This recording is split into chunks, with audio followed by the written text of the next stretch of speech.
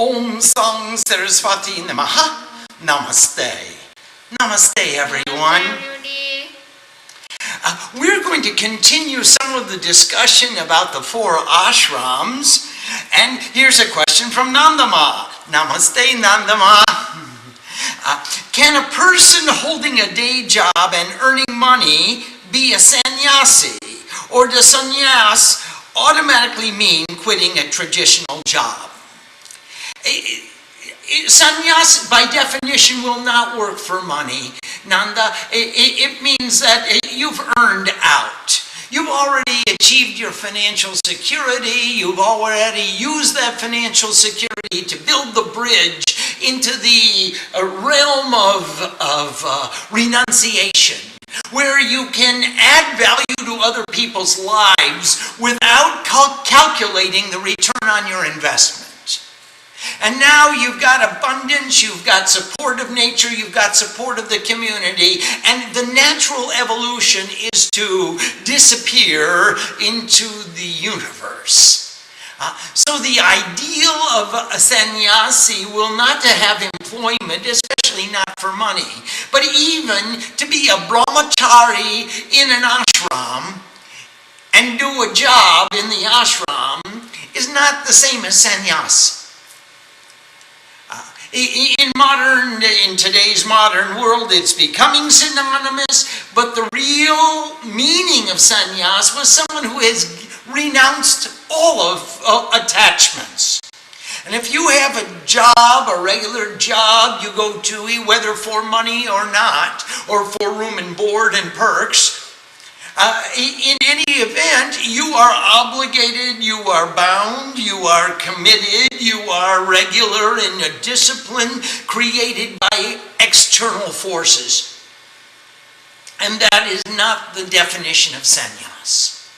Sannyasis will create their own discipline from internal forces, and that'll be a chosen discipline, and it usually inures to the realization of God. Certainly they can perform some benefit to the community, but the real emphasis in sannyas is on renunciation of all attachments. So that the sannyasi is someone who he doesn't really work for a living. She doesn't have a job. She's not a sannyasi by night and an employee by day. She doesn't answer to anyone. The sannyasi is someone who is totally unattached. And for this reason, the prescription of paribraja, wandering continuously, was invoked so that you wouldn't be a sannyasi with attachments to or an itinerary to this program and that program and this lecture and that lecture and this fundraising and that fundraising, even for the most altruistic ideals. If you just happen to pop in, fine, you share what you can share, and then you pop out in the same way you popped in. So generally, that's the attitude of sannyas. We don't consider sannyas as being employed. Dan asks, Namaste, Dan. Dan asks, I know sannyas is coming, but it is hard to see when the world is trying to demand a career out of me. How can I continue to cultivate growing towards a life of a sannyas and have a professional career? I am reluctant to engage in the karmas that it would take to get myself to a point where I say I have insurance so that I would not be a burden. Do you have any guidance on this? Yes, I do, Dan. I have met many people who have a similar dilemma in their lives, and I had a similar dilemma in my own evolution. When Shree brought me to America, I said, Mother, we're quite penniless, and we don't have a place to sleep. I don't know where our next meal is coming from, and I don't want to put you through the turmoil of such economic surety. I'd like to give you a little bit of insurance so that you have your own roof, your own food, your own whatever it takes. And Shree said, what do you propose? I said, I propose I get a job. I said, Mother, I'm somewhat educated and I'm extremely employable. I propose I get a job. And she said, that's preposterous, forget it.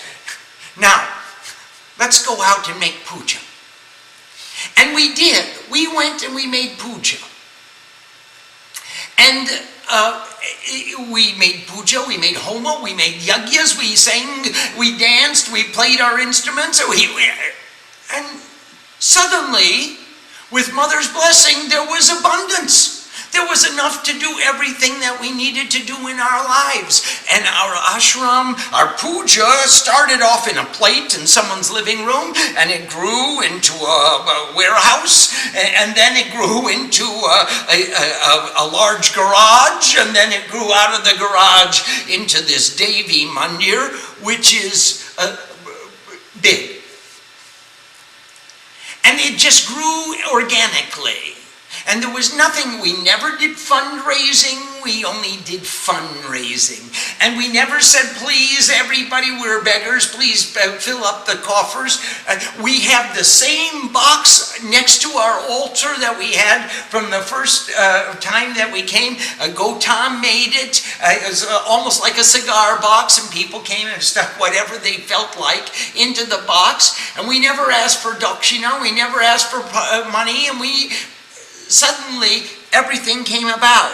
So Dan, I would suggest that you get your professional career so that you can have talents and skills and guidance by which you can guide your community when you become in the position of authority. You can guide them in worldly ways, you can guide them in spiritual ways. You can use your talents, you can sell them, you can rent them, you can earn your livelihood through them so long as you need to, while at the same time you are cultivating the skills and talents that you'll need to be a sannyasi. And that's my guidance to you. Don't jump because it's too easy to slip and fall. Prepare yourself, be a good Brahmacharya, a good Grihastha, a good Vanaprastha, and then you can qualify as a Sannyas. Here's another question from Nandama. If true sannyasis don't stay in a place more than 3 days, how can they accomplish anything? It reminds me of a rolling stone gathers no moss. Please help me understand. Nandama, you're right. The rolling stone gathers no moss. And when you ain't got nothing, you got nothing to lose. And therefore, you become the friend of everyone and you're not afraid of anything. When you stay in one place for a long time, then the walls come up and a roof comes up over your head, and you figure out how to make the payments and how to make the insurance and where to go, how are you going to chop the wood, who's going to carry the water, and suddenly you have an administration to maintain. And it happens in the life of every individual. Now, can you add value to someone else's life within 3 days? I'll bet you can.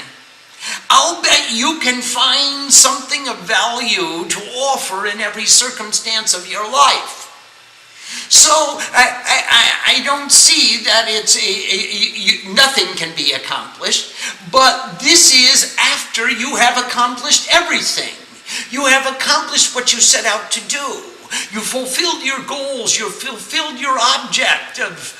You nurtured your family. You took care of the elderly. You took care of the young people. You empowered them. You gave them an education. Give them the house. Give them the key. Give them what's ever left in the mortgage. And Om Namo Narayana. Here we are, off to see the world.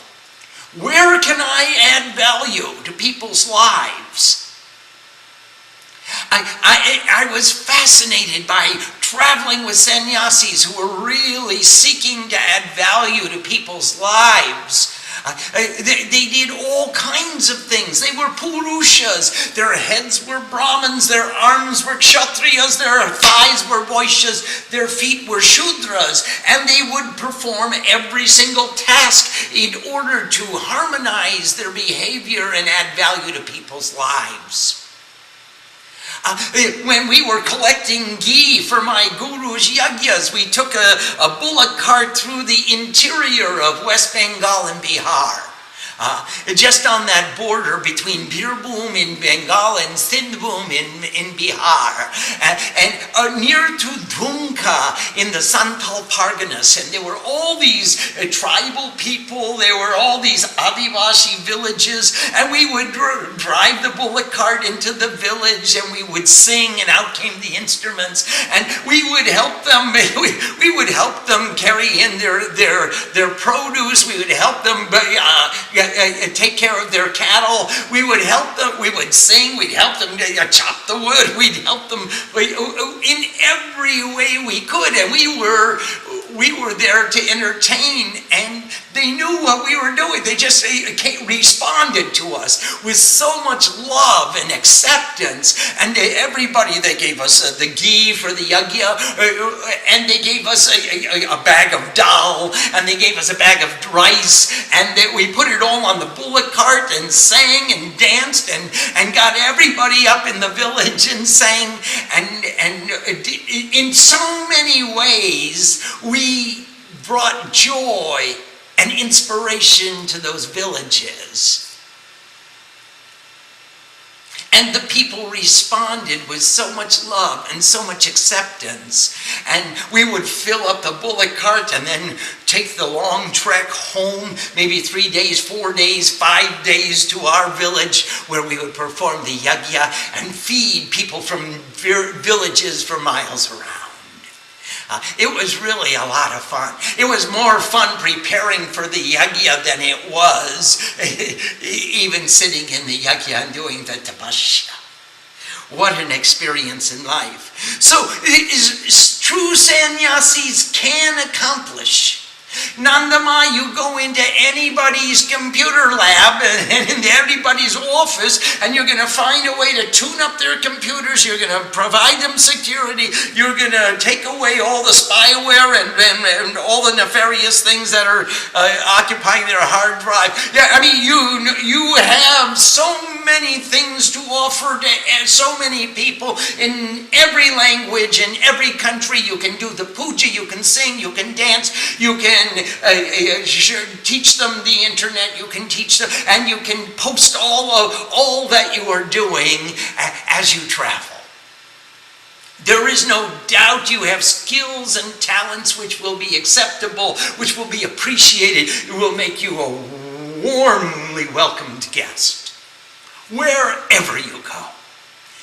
Dan, please acquire some skills and talents which are universally acceptable, so that when time comes for you to be sannyasi, you won't have any hesitation to go into someone's house and say, I can fix your whatever. When we toured, we used to tour the world, and Durga was with us, and she had a toolbox, and she would get under the sink, and she'd fix leaky sinks, and she'd fix a drippy toilet, and she'd change the oil in the cars, and she had something for everyone, and it was so much fun. She make altar. And she made an altar in everybody's house. Out came the buzz saws and the band saws and the planes and she would make the altar, and it would be a beautiful altar. Ba and I used to make the murtis, and we put them on the altar, and we'd start the worship. There was stuff that you could do in everybody's house, in everyone's office, in every place you go, other than just chanting and singing and doing the puja. In addition to that, we want to make a material contribution to that house, just to say thank you for allowing us in. Here's a question from Ambi. My guru is going to send me to another guru to learn. can you please explain a little more about this? Absolutely. Dasharatha went to Guru Vasishtha and he said, you know what, I'm getting to be a middle-aged man. I don't have children yet. Would you perform the yajna for my wives to get pregnant? And Vasishtha said, no, I don't do that yajna. You please go to Rishi Shringi.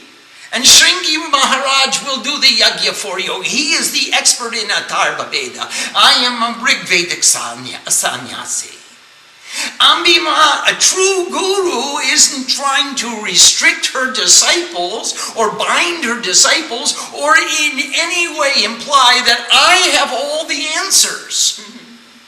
A true guru is the librarian who says, I know where you can find the resources that you're looking for. I'm not afraid of losing my disciple. I mean, we have a love affair. We have a bond between us. Why would I be concerned with that? I want to empower you, and if I can empower you by sending you to learn with another guru, then I will be fulfilled myself. I get the benefit of your acquisition of knowledge. Dattatreya was the Avadut. He had 24 gurus. Every Ramakrishna, he took Diksha from Govinda Rai, he took Diksha from Bhairavi Mak, he took Diksha from Totapuri. He had so many teachers and gurus. And why wouldn't your guru send you to more other gurus? We ask our family members to take blessings wherever you go and give them wherever you go. And then you become a sadhu. That's what sadhus do. They take blessings wherever they can. Every night before I turn on the camera, I ask Sham and Angel to bless me, and Angel isn't even watching anymore. But I know that the last few years, Angel has been sending me angelic blessings. And those angelic blessings are what inspire me to do the best I can, to give the most I can. And Sham is here and he gives us blessings every day, and I'm privileged to take his blessings. Does that in any way diminish my capacity? Not at all.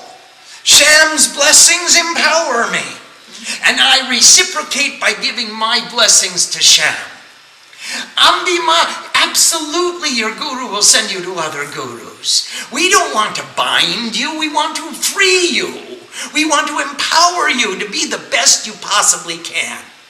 So definitely you will meet all the sadhus and saints and sages that come to town. You will see everyone, get blessings wherever you can, get teachings wherever you can. When you learn something good, come and tell me. Maybe I can improve my life too.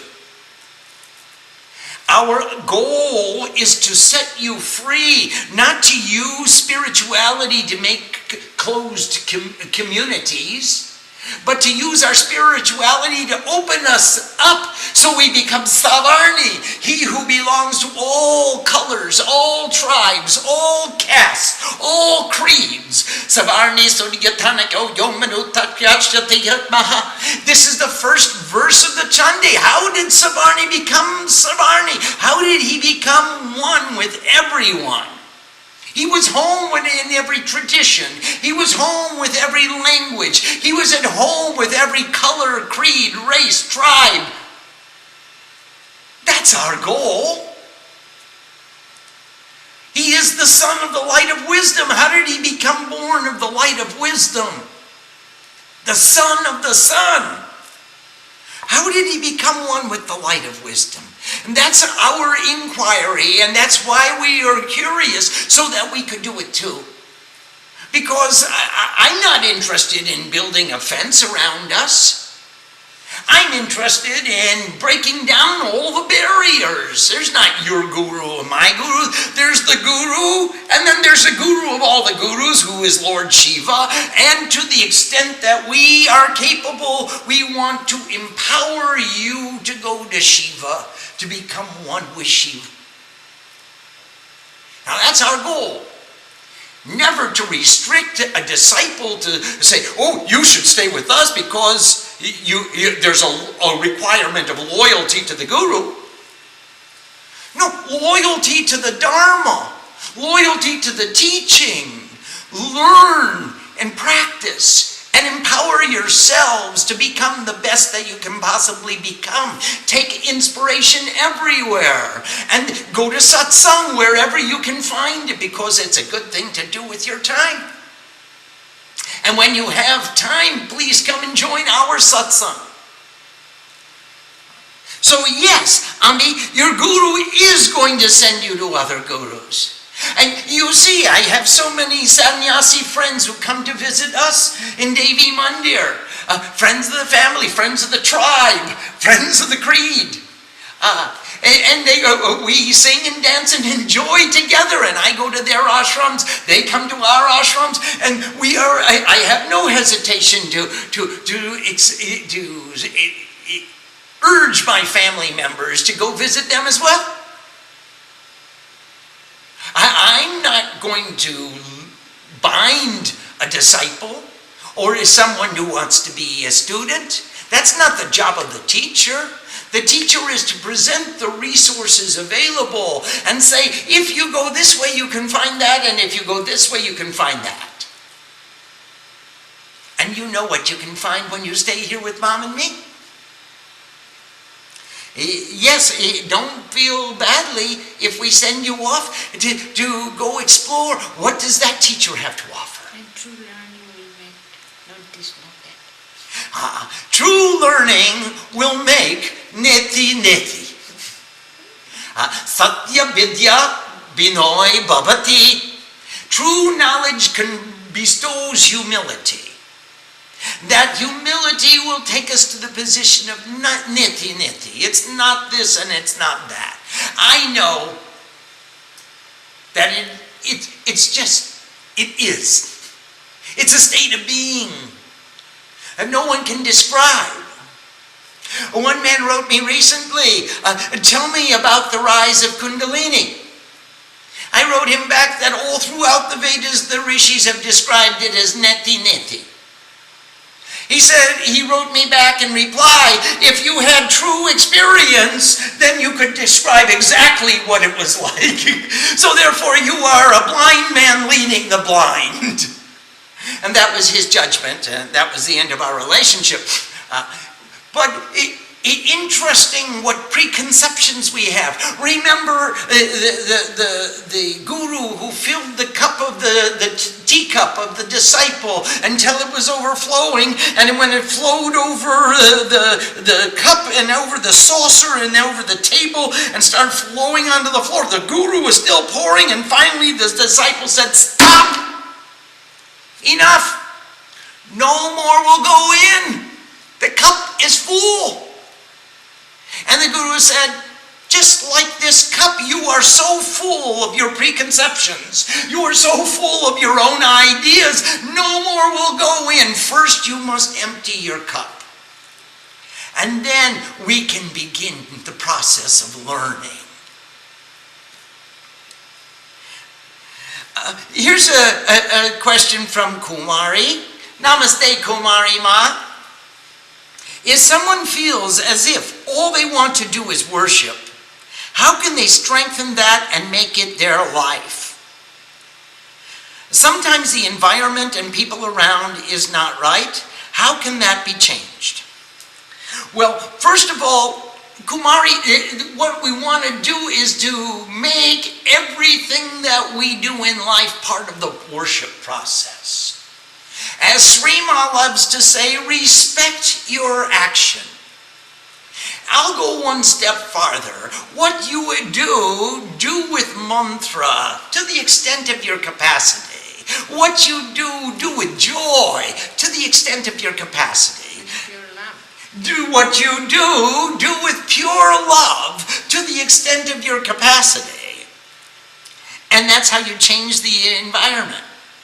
And that's how you change the people in around you.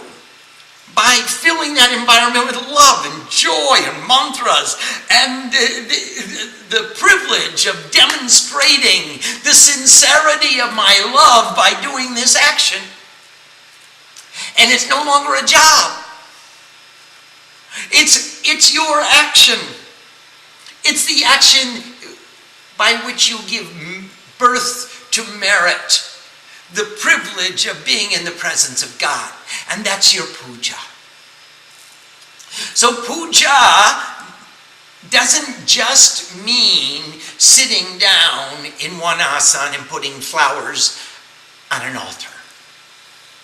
Puja also means chopping wood and carrying water and washing dishes and doing all the other tasks